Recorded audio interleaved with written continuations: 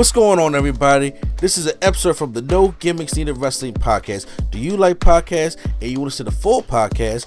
Make sure you check out the No Gimmicks Needed Wrestling podcast on all your podcast platforms, such as Apple Podcasts, Google Podcasts, Stitcher, Spotify, iHeartRadio, among many others. But you're listening to the episode right here on YouTube, so make sure you hit that like button and below, and make sure you hit the subscribe button to NC Studios and NC Level Up for all your gaming needs. This is the Nerd Coalition. Enjoy the show. All right, so now since I'm glad you're on here, one of the things I wanted to talk about also is y'all been keeping up with the Swerve and Booker T stuff. Yep. Okay. Yep. So I wasn't really paying attention to it, and then since I went to Dynasty and I was letting everybody know that I went to Dynasty, they was like, "Hey, y'all see what Swerve said at the end of Dynasty? He said fuck Booker T. So y'all gonna talk about it?" I was like, "All right." So now I had to go do some homework and figure out what the hell was going on, because I went and watched most of the parts of Swerve on Vlad TV. And I also went to Booker T's podcast. That was the first red flag right there. Thank you. And the fuck you doing on Vlad for? And you know what's funny? Booker T called him out about that also. I don't know if y'all heard that, because I listened to the parts. He did. Yeah, I listened to the parts that Q Flow sent me. Or Booker T's like rebuttal, stuff like that said, and then also I listened to Conan's podcast, which sometimes it's 50-50 on that. But then they was playing the clip of him talking about Swerve going on Vlad TV, in the first place, because Vlad is toxic. And what's funny is after Swerve, because I'm going to say it like this, because right now I don't have all the quotes pulled up. I don't have the transcripts all pulled up of what they said verbatim. So I'm not even going to do that. But I'm going to address this. That from what I was reading and what I heard, I understand where both of them are coming from. And then on top of that, both of them got a lot of learning to do. And once again, also, I think that is a product of the time. Booker T's an old school guy. And Booker T was not given the opportunities that a lot of his other fellow wrestlers were, and a lot of it was because, one, he's black, and two, he's from WCW.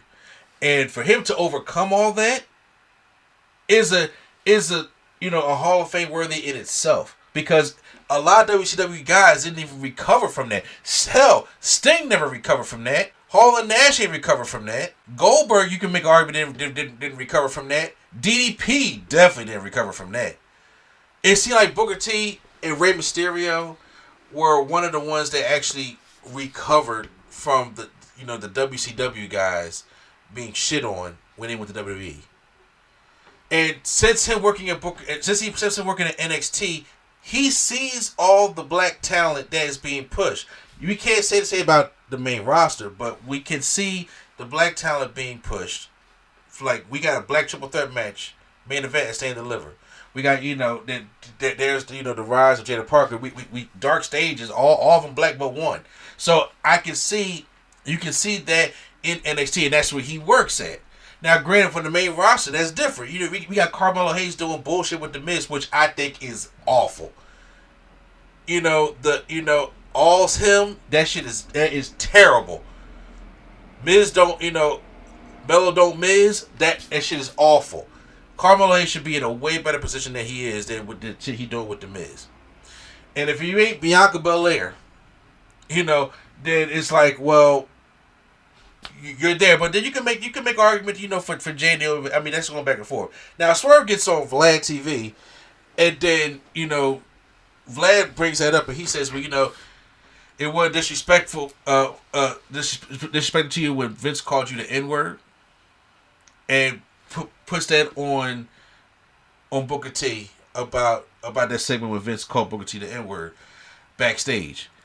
And then Booker T comes back because Vlad TV is trying to start some shit. He asked Booker T to come on an interview and say, and be on his side. Booker T turned him down. He's like, I'm not coming on fucking Vlad TV. And then he got his Swerve's ass for going on Vlad TV in the first place. For he said, no, Vlad has turned a lot of black men against each other and put some black men in jail for the shit they said on Vlad TV. And this man out there, he does these interviews and be all enthused in the black culture all the time, even though he's not black. and swear he swear up and down that he knows us better than we know us. I hate people that are like that. So you going on there like you Flo said, that's mess up number one. So and he tried to, let Swerve know about him defending of or saying the reasons of Vince calling him the N-word and stuff like that. And then, it goes back to Swerve, and then Swerve says, fuck Booker T. So I'm just like, I think it'd be a little fun discussion because, I'm a Booker T fan. He's in my top 10 favorite wrestlers of all time. And I like Swerve. And the thing is, Booker T, he backed Swerve. When Swerve won a championship last year at Dynasty, he put him over. He backed him. And then this call, because I don't like seeing us black men fighting with each other. We can come together and fight the big problem. But I'm like, but us fighting each other, I don't personally like that. I wanted to get y'all opinion first before I give my opinion of what the problem is, and how y'all looking at this. I mean, I think one thing that was stated there is big facts and the idea of it seems like two schools arguing against each other from what they know from their school of their time. And if anybody here has ever argued with somebody older than them or another generation, it's true to fact sometimes you can't see eye to eye because y'all can't look the same way. You know what I'm saying? Yeah. I think Swerve is wrong for coming out saying F Booker T like that. That's uncalled for. You ain't had to do that.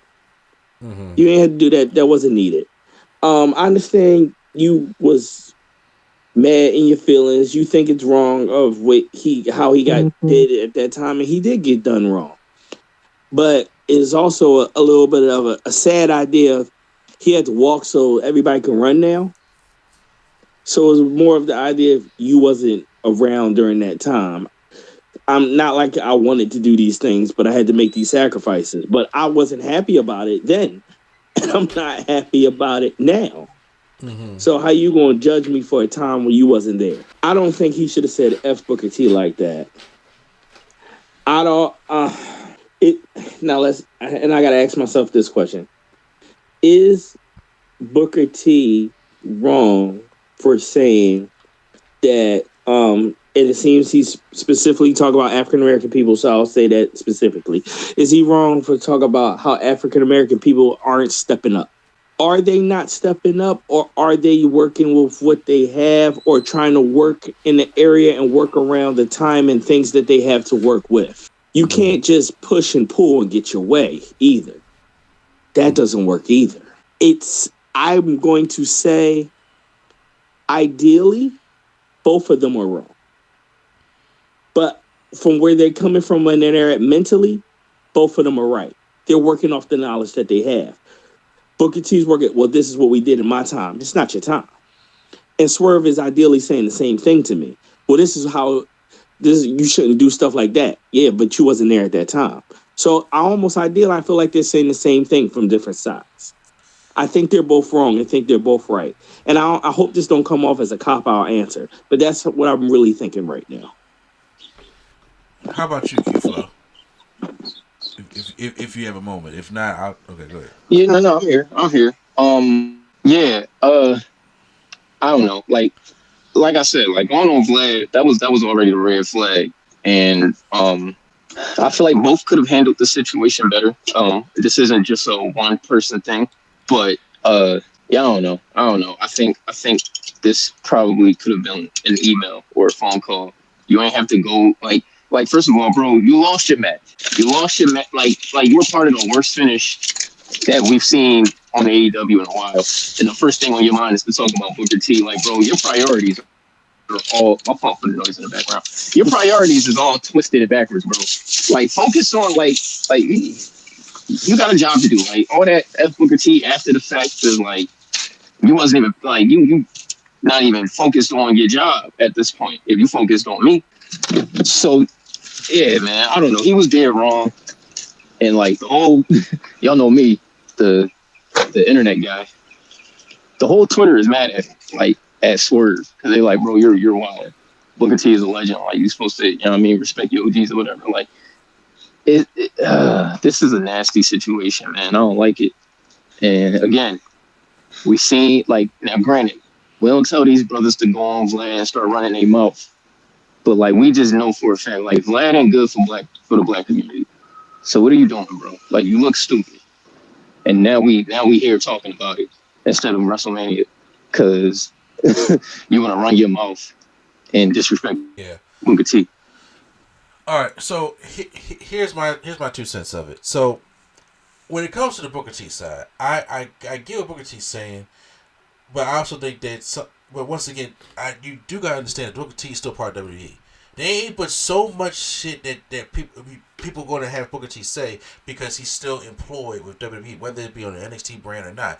Under that umbrella, you're not going to come out and just say certain things that's going to jeopardize your job. That's with all of us right now.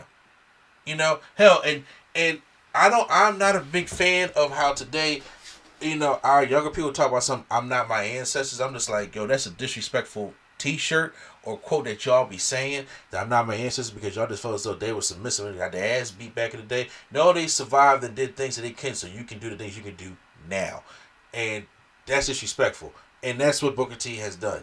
Booker T has broke down the barriers, like he said, the things that he had to deal with, so Swerve don't have to deal with. You know, and then once again, there's the way he's old. He's like, yo, you come because he went and got in contact with Swerve. He's old school. He like, you gonna come say this to me man to man. We're not gonna go on social media and do all this stuff like that. You know, and it just couldn't get worked out that way. And I think the biggest problem here is Swerve is butthurt. And the reason why Swerve is butthurt is because it's this is the one thing I be hating about people.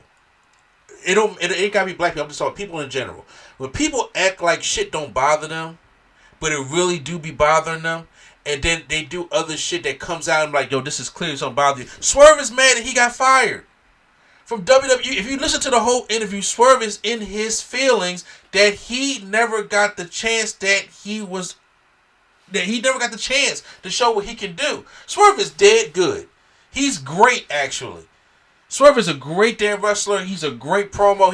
Swerve is really good. He never got the chance to show. And Tony Khan threw hella money at Swerve. Like he making millions of dollars. This is the most money Swerve has made in that contract. But it don't feel the same because everybody knows where the big leagues is at. Everybody knows where it's at. It's WWE. He's mad at Top Dollar for getting heat on them and for Vince getting rid of them and them not having a chance. He's mad at Triple H because Triple H, he was like, yo, am I your guy now? He said us all this in the interview, and he liked working with Shawn Michaels. And yeah, Shawn Michaels and Triple H, if you talk about black talent, you can just tell the difference between the way NXT's being booked and the way the main roster's being booked. I do agree with Booker T that sometimes if the person is not in the storyline, or if they're not hot at that point, or they're not consequential to what the story's going on, then you just can't put them in the main event. But I do agree with what Quattro is saying, that are you putting them in the positions to succeed like that? Like, once again, for every Naomi and Jade Cargill, there is a Carmelo Hayes.